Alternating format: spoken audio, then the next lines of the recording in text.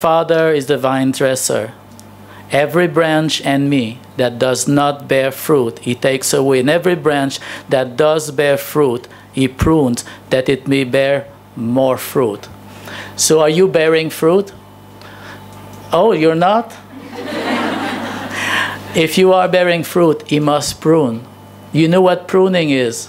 If you have worked in an orchard or in a fruit trees plantation or something, you will know that it's not cutting dead branches. Dead branches are already cut and burnt. It is living branches that are not going to bear fruits. In French, we have an expression like mange tout, means the kind of branch that eats everything but does not produce, like parasite branch. They are alive, they have leaves, but they just like, there's a nice big branch with fruits, heavy with fruits, and then you have these new branches that just go up like this all the time, and you must prune it because they are dead. I mean, not dead, they are sucking up life and removing life that the big branch for the fruits could have. So we are like that. We need to be bearing more fruits. Amen? So sometimes God is, doing a work of this nature in our life. This is one of the last of the 7 I am statement of Jesus Christ that is here in the Gospel of John. So that is important. And this chapter you will see a few pictures about us, the believers, branches. It's such a simple yet meaningful illustration, a branch attached to the vine, to the trunk and life. It's so clear. This text is challenging. Every time you read John 15, it gets to you. It just comes, am I abiding? Am I bearing fruit? Because this is what it is about. If you don't abide, you are not going to go on bearing fruit, even though you may have had seasons in your life of bearing fruits. But the text tells us that we have to bear more fruit, to go on bearing more fruit. It's not like, have you bore fruit? It is, are you bearing fruit? And are you going to bear more fruit? Because if you abide in Christ, you are going to bear more fruits. That's the point of this statement. In verse 3, it says that you have been cleansed. You can imagine like a sick tree, or Jesus gives us in the gospel, a bad tree gives bad fruit. It's just like that. So we need to be cleansed, and we have been cleansed. And the agent that cleans us is the word of the Lord Jesus, because it is a continuous confrontation. It's like a mirror. It's like a life that come and confront us in all of this and purifies us. Hallelujah. Verse 4 and 5, abide in me and I in you. Abide means to maintain a constant presence or contact with Jesus Christ. To be conscious. Listen to you. Put a mirror in front of your face. You are so special. What makes you so special? Jesus Christ abide in you. So it's not you, it's Jesus is abiding in you. And if Jesus abides in you, what does it carry? What other meaning does it have? You have resources, you have power, you have attributes, you have the action of Jesus Christ into your life. Jesus, abide in me. Amen. Hallelujah. That is so wonderful. And it's not a question of the branch living its life. The branch live its life because the vine produces the life into the branch. It goes this way. So it's not the branch live its life for the vine. It is the vine that flows life across the branches. And that tells us something in our prayer life. Instead of praying, Lord, help me to live my life for you, because that's often what we do religiously. Lord, I want to do this. Help me accomplish this. I want to reach that level. Bless me for that reason, for that reason. I want to do, I want to be, I want this and that. Instead, maybe if we look at this text carefully, that would be, Lord Jesus, live out your life through me. Live your life through me. I will be attractive. I will display the character of God. Live your life through me. Not, Lord, I want to do, I want to do, I want to do. Because we all know that. we know people who did a lot and they are not there anymore. We have people who were very zealous at some point in their life. They are not happy in their life. They want to take a break. They're tired. They're worn out. They are jealous. They are envious. We see all of these characteristics among Christians. So what happened? Are they abiding? They continue to abide, because this text tells us that we will be continuously bearing more fruit than I used to. Not less, not a frustrated, not a bitter one, not a angry, not a jealous or whatever, like tired Christian. But there is this energy, you know. Wait upon the Lord, and He will renew your strength, you know. The rivers of God never tarries.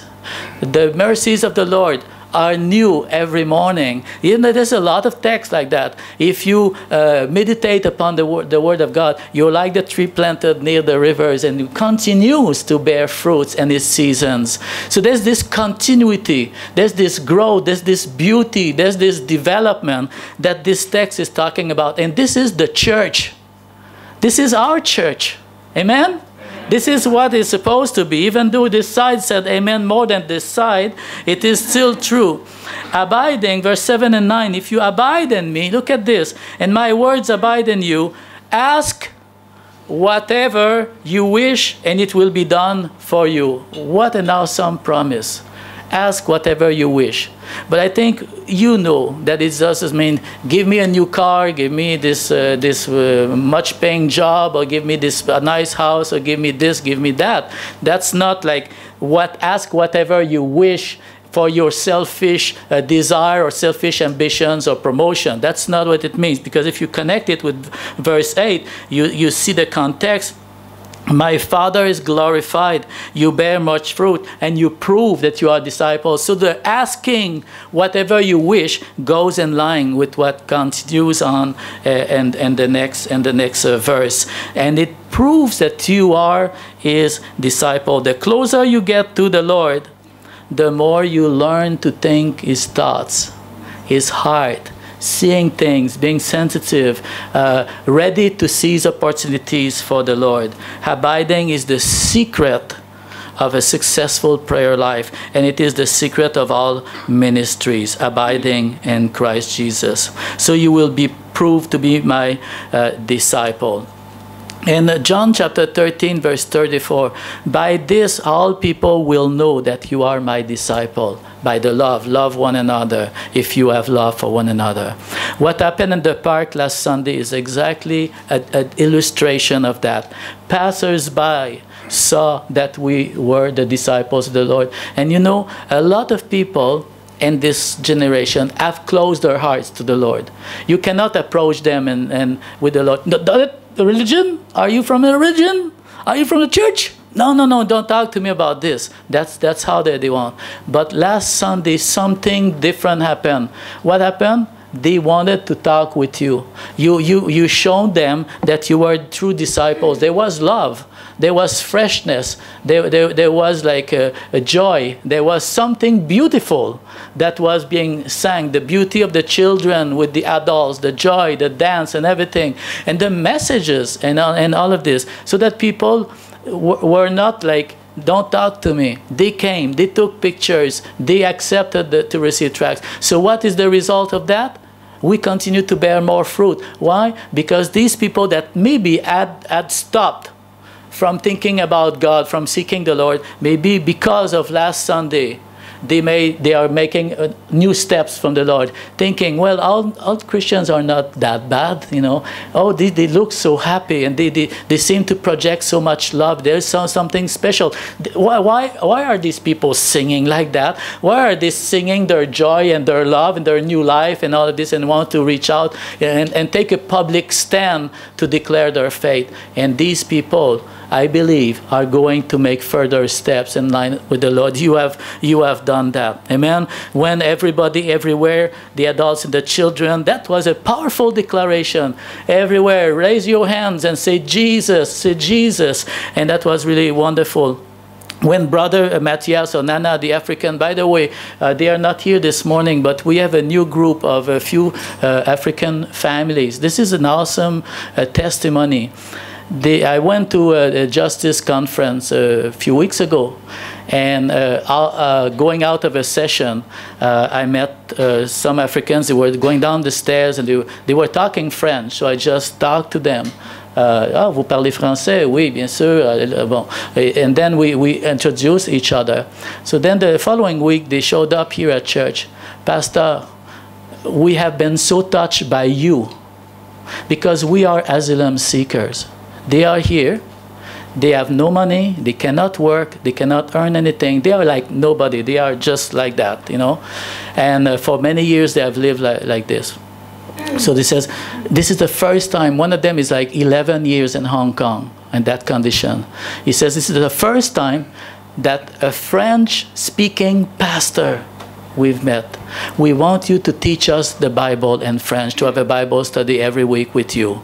And we were so touched because you're a white person, and you are a pastor, and you came to us and you gave us a warm welcome. We are so touched by that. So they brought a few more friends. So for the last 2 Fridays, we've started a Bible study in French here and all this, and they want to bring their family.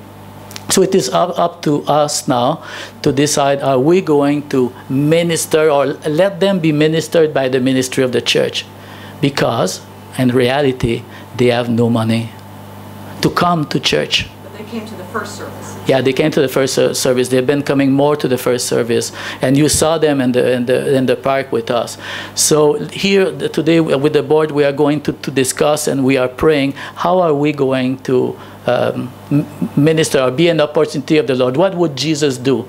What does the church? Anyway, I'm just saying that because when Brother Matthias, Matthias is his name, we call him Nana, the one that played the guitar. When he sang, you should have seen people just come from all over and started then to dancing.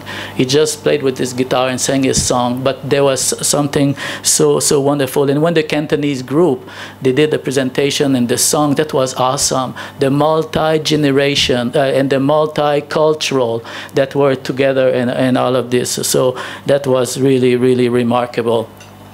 Jesus says, as the Father has loved me, so I have loved you. Abide in my love. Loving Jesus and loving one another is the key for ministry.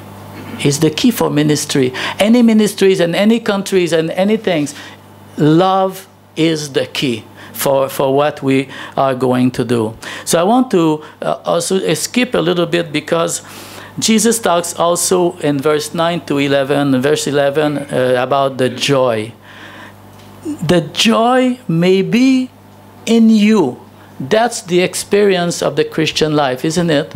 How many of you have been joyful, really filled with joy, because you were Christian at some point in your Christian life? Me. Okay. Jesus says that this joy may be yours. This joy of mine, the joy of Jesus. Imagine the joy of Jesus when someone accepts Jesus Christ. Isn't that great? It says, there's more joy in heaven. Okay, now this kind of joy of Jesus Christ may be yours and may be so full. Amen. Me, I want that joy. And that's why I want to continue. And I want to speak a little bit to you about our church, because we have every now and then like a turnover of newer believers. People have been here for 1 year, 6 months, a few weeks, a few years, and things needs to be repeated every now and then. Some of you, the old-timers, you know that, but it's good for you also to be reminded of that. Why does Lighthouse exist? And what's our foundation or mission purpose here in Lighthouse? When Lighthouse was established, and it is part of our constitution, the purpose is to equip the saints for the work of service or the work of ministry. That is very clear. This has been the goal. This is the foundation of our church. This is how Pastor Steve, Sir Mary, Brother Philip started the church, and then later on we were added to that. Out of this vision of equipping for ministry, 2 things become very important. Theological study of the Word, the truth. Otherwise, we have no directions. We have nowhere to go. We don't know exactly how to conduct and how to do things. And the second thing is very important in Lighthouse is a devotional, like a putting in practice of the Word of God. Like we teach the truth, but the truth must be put in actions and life, and we must practice. This is a very strong foundation of this church. It's always been. That's why we have the small groups Friday night, Wednesday night, and Sunday afternoon has been such a blessing since we started this kind of studies on the Sunday afternoon. Then mission and evangelism has always remained the center of our focus, and all the programs and activities. Evangelism, mission, it's always been part of like the center of everything. Then two other things that are very important in our church is prayer and being filled with the Holy Spirit, or the baptism of the Holy Spirit. Because there's a difference. You have the baptism of the Holy Spirit, there will be an energy, there will be a power, there will be a leading, there will be a guidance that is necessary in order to continue to live with this enthusiasm and to abide and to see more progress and fruitfulness and all of this. In the past, in the Philippines, when Pastor Steve, Sister Mary started the Tagaytay Conference, it allowed to develop a unity that is an amazing thing in the Philippines, that this unity, as what it has done, the Tagaytay Conference, with all the former members, and you know that there's this attachment and there is this sense of belonging to Lighthouse together with our sisters when we go there. This is very, very unique. And then since 2008, the medical mission is more newer, has bore so many fruits as well. And the English camp since the big earthquake, and this is in Sister Priscilla's ministry in China and our partnership with that. This is our church. This is how we function. This is who we are. This is what we believe. This is the energy to always find a ministry that will you know, contribute to people getting to know the Lord, getting to grow in the Lord, you know, and pleasing the Lord, and seeking to be in obedience with the Lord. John 15:16, no longer do I call you servant. The servants don't know anything. He's just a slave, and the word servant is slave. Okay, so that's heavier. But I have called you friends. But friends is not like, sometimes friends, we don't treat each other so well as friends, and we take it lightly. We betray friends. We don't care so much about friends. You know, like sometimes like friends is not really the right way that we treat. The word friends here is a very special word. It's the friends of a king. Friend of a king. How do you treat, how do you respond to the king if you are his friends? Confidence, respect. And that's why Jesus talks about friends and obedience. There's the two here, friends and obedience. It's also the friendship of the bridegroom's best man. The one that has the confidence, the one that is at the right side of the bridegroom at the wedding and must see that everything is done fine to honor his friend. So that's this concept of friendship. It's not only like a sloppy friends that just, you know, take it lightly. It's a very solemn, it's a very noble kind of a friendship. It's a friendship with a sense of duty, of faithfulness that comes attached to that. And this is what we have in Christ Jesus. Amen? Amen? So in closing, I want to show you this last video that you will see. I made it because it's the one that I think is the most important videos that I have made. I made so many of them the last week. But this is the most important because you will see many of the faces, of the clips, of the people that were touched to or met by you. And to me, that's it. Remember last Sunday when I said before we went and we prayed, I said our performance is not the most important. It is the most important is that we are there as a church in unity, and the reason why we are there is because of the message. To reach out. So this video represents that's a wonderful song by the guitar class that glorifies God, but you will see the picture of the people. And at the end, I would want to pray for these people and pray for the continuance of our church ministry and evangelism mission and bearing more fruit for the glory of our Father. Amen. Everybody, Hello! accept the Lord as our Savior in our life because God is God in our life. Yeah!